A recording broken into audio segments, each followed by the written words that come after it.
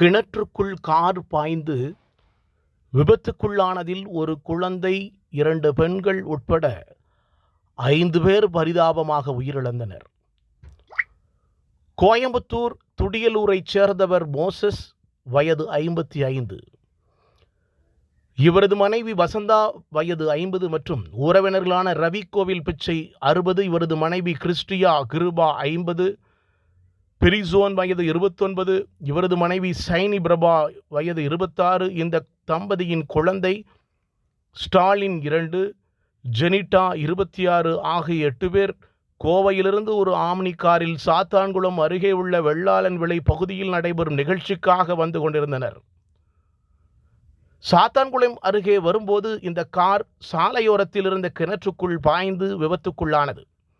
இதில் மோசஸ், அவரது மனைவி வசந்தா, ரவி கோவில் பிச்சை, அவரது மனைவி கிருத்திகா கிருபா மற்றும் 2 வயது குழந்தை ஸ்டாலின் ஆக 5 பேரும் தண்ணீரில் மூழ்கி பரிதாபமாக இறந்தனர். மேலும் 3 பேர் லேசான காயத்துடன் தப்பினார்கள்.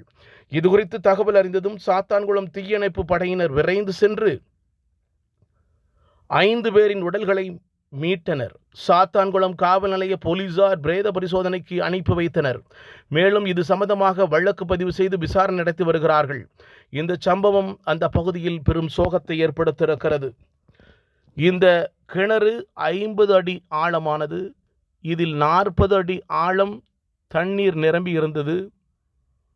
இதில் தீயணைப்பு துறையை சார்ந்த அதிகாரிகள், அலுவலர்கள் உள்ளே குதித்து வேன் மற்றும் உடல்களை மீட்க முடியாமல் திணறினார்கள். இந்த நிலையில் தூத்துக்குடியில் இருந்து முத்துக்குளிக்கும் மீனவர்களை அழைத்து சென்று அவர்கள் மூலமாக இவர்கள் உடல்களை எல்லாம் மீட்டிருக்கிறார்கள் என்பது குறிப்பிடத்தக்கது. தூத்துக்குடியிலிருந்து தமிழண்டா ஜெகஜீவன்.